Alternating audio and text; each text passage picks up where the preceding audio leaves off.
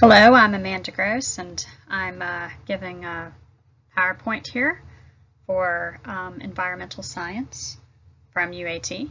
I chose my project to be on Keep Elk River Alive. It's a river that runs throughout West Virginia, especially in the south, and it's just now popping back up, I guess you could say, after being polluted. So I thought I would focus on that and some of the major things that were affecting that, and some of the major companies. So let's get to it.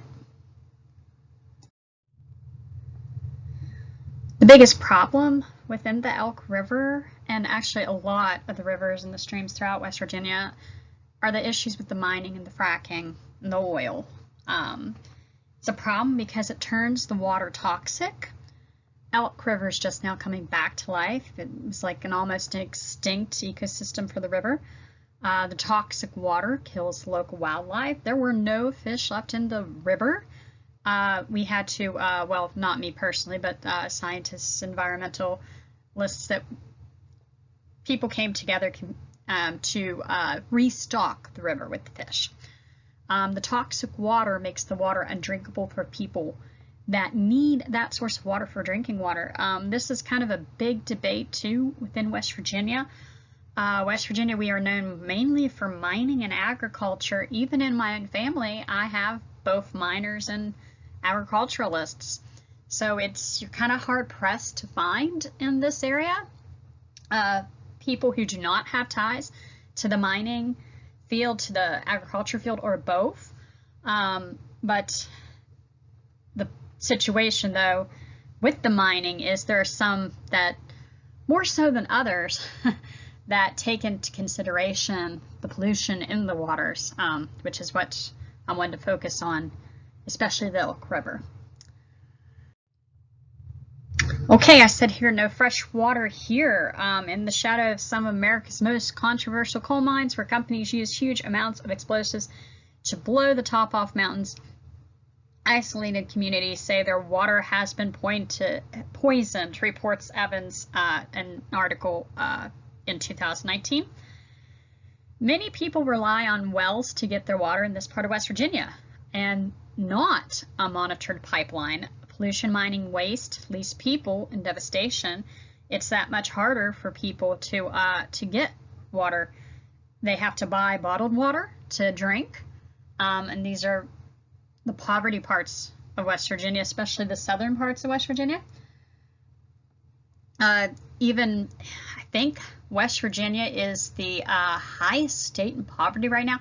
We might have, Mississippi might be have more poverty people than we do, but we are within the top two, if we're not the top one in poverty level of people.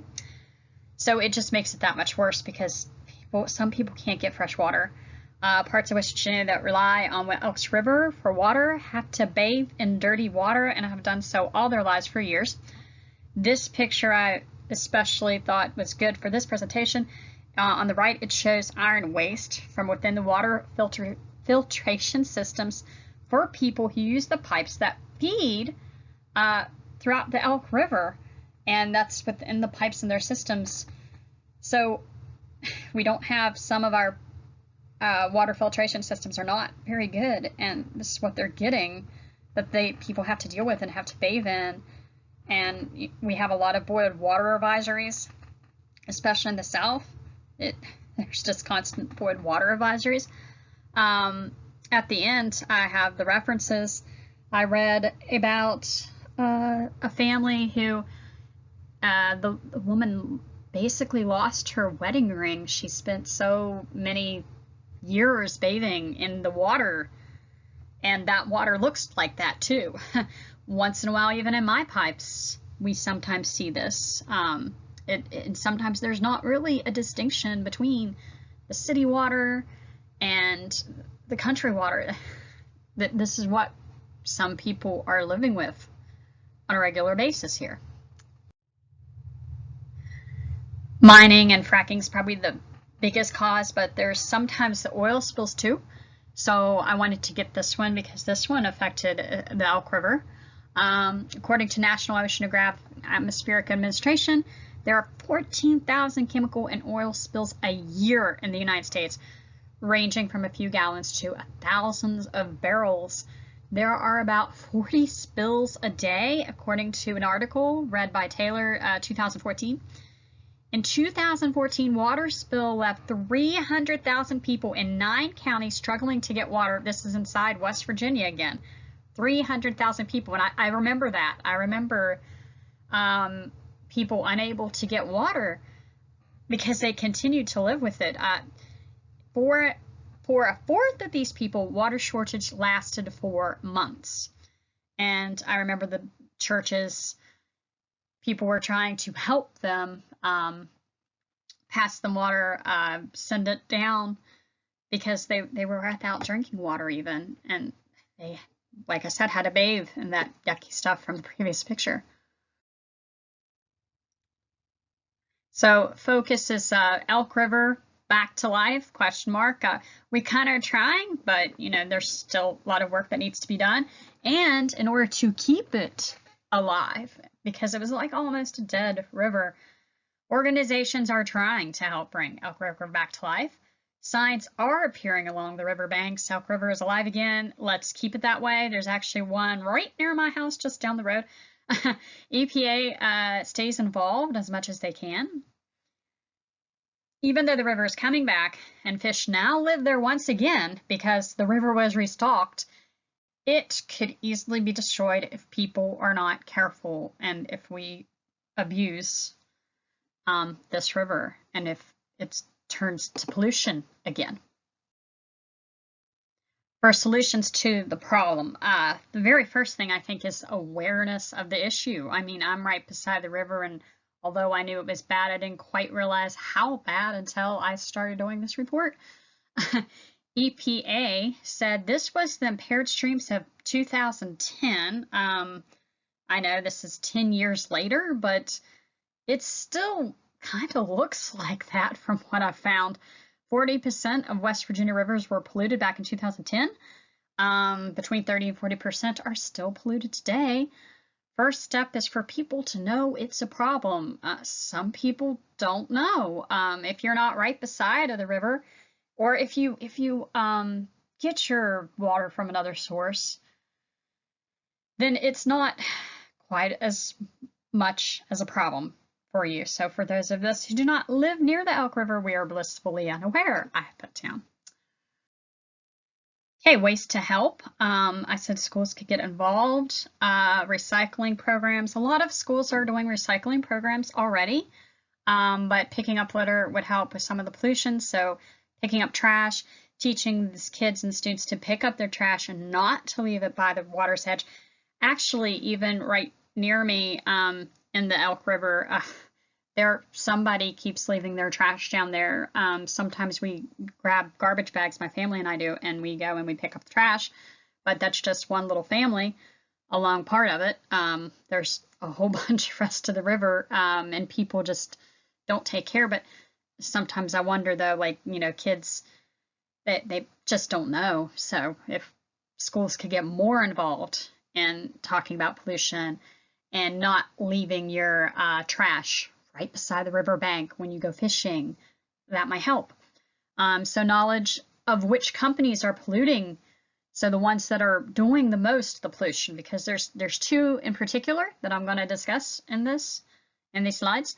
Rising against these companies as a community, as a state, as you know, other areas in this community is another way to help stop this pollution, because they shouldn't be allowed to do what they're doing. They are being fined. EPA is after them, but at the same time, there's just, I would think there just something else could be done to stop the companies, the major two, from pollution. When you said about how technology could help, I think technology could help the situation if we could find a more effective way to filter the water, especially in the parts of West Virginia where people bathe every day in dirty water. This is a problem that affects so many people. Surely there's a better way, and a way where when they filter the water, because there has been problems in the past in the articles that I read, with I'll reference at the end, where it's like the waste from the water treatment plants heads back into that river, back into the Elk River. Okay, so in this part, I kind of named the ones that seem to be causing the most amount of issue and pollution, according to my research. Fola Coal Company. They keep getting sued multiple times, multiple suits over their part of the water pollution. If people could somehow band together and boycott them, the Elk River might just stay alive. I read about the Fola Coal Company mostly from reference at the end of this PowerPoint, but Wolf 2017 was the one that talked about the Fola Coal Company. But I'm finding a lot of information out there, and they just keep doing it. EPA, government, people will sue them. People have come up and tried to sue them. People are getting diseases from this water pollution, yet they are still in practice and continue to pollute the river. And Coal Mountain Water, not quite as bad as the Fola Coal Company, but they do have some runoff into the water, into the rivers, and they're the ones that their filtration system, they need a better water system, because their pipes that run into the people's houses, that was the picture with the orange gunk, the iron in the water, and it's within their pipes and within their system. So if somehow they could change their system, if somehow they could improve their filtering, that would help so many people in this area. Okay, so for my solutions to save the Elk River or to keep it alive, short term, first of all, just spread awareness of the dangers of the river. I think this is very important because, like I said, even though I live next to it, I didn't quite realize what a problem it was. I remember in 2014, the people that had the loss of water, the 300,000 people and the boiled water advisories, it affected us too. So I guess in a way we were part of the 300,000, but at the end of that week, it wasn't a big a deal to us, but it continues to be a big deal for other people. They live with it every day in, day out, weeks, months, that it doesn't end for them. So awareness of, hey, this is what's happening in our state, because I don't know if people are aware or not, and even out of state, because a lot of the companies that are affecting this, like Fola Coal Company, other companies too, they're coming in, they're fracking, they're mining, they're not even like within West Virginia, they're coming into the state, and it's like they're selling West Virginia's state resources, but the West Virginia people are getting nothing out of it. And instead, they're coming from other states and taking their revenue, their income, back to other states, which is just completely unfair. Letting politicians know the Fola Coal Company shouldn't be operating, letting politicians know that the Elk River is important. So writing letters, that could be a short-term thing. It's pretty easy to write a letter, especially, and if more people are aware, other people could write letters too. It wouldn't be just a couple people trying to write to politicians saying, hey, why is Fola Coal Company still operating when they get lawsuit after lawsuit after lawsuit? What will it take to get them out of there? Short term also, schools, communities, projects, help pick up trash along the river. These ideas can be implemented immediately to a matter of weeks. I don't think it would be that hard. Well, you know what? I probably should take that back, because with COVID, it might be kind of difficult. But once that's gone, I don't think it would be too terribly difficult to get schools and communities helping pick up trash, especially when it comes to middle school and high school students. I know there's different clubs out there where they could be involved even in helping pick up trash along the river, and that'd help just a little bit. A long-term goal would be trying to get Coal Mountain Water to use a different filtration system that would not pollute that river and keep toxic water out of people's homes. But that is a goal that would take at least 6 months to a year, maybe more, because you're talking about redoing an entire water system or trying to find some kind of technology, some kind of way to help improve their water filtration systems. For evaluation of the ideas, fish are being placed again into the Elk River.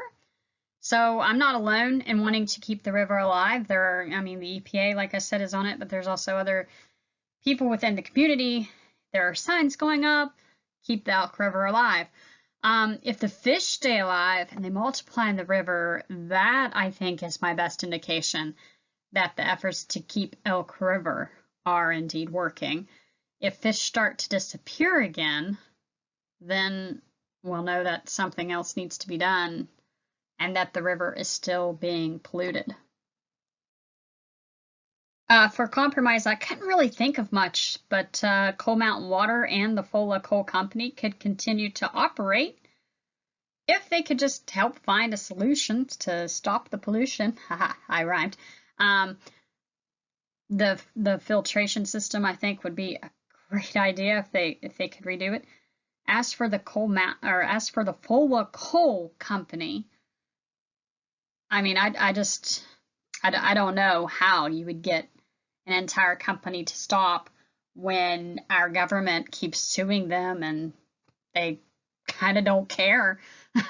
I mean, maybe after so many lawsuits and after so much loss of revenue that way, they'll be pushed out of business. But I'm not sure how much compromise that company would ever be involved in. But the Coal Mountain Water Company, I think they could probably have more compromise to helping people. Okay, and finally here at the end of this presentation, I gave my references. I looked at Charleston Gazette, the BBC News, Toxic Crisis in America's Coal Country, West Virginia Streams Are in Trouble. That one was probably my oldest one back from 2012, but if you look, I've got a 2018, 2017, and a 2019 in here too. And then 2014, Where Does the Library Stop? When contamination rolls downhill was about when the oil spills occurred in West Virginia, and that time where all these people were without water a lot, at least a week, but even some more than that. And there are still places, like I said, where there are still boiled water advisories. Okay, so I think that's the end for my presentation. I hope you enjoyed it. Thanks a lot. Goodbye.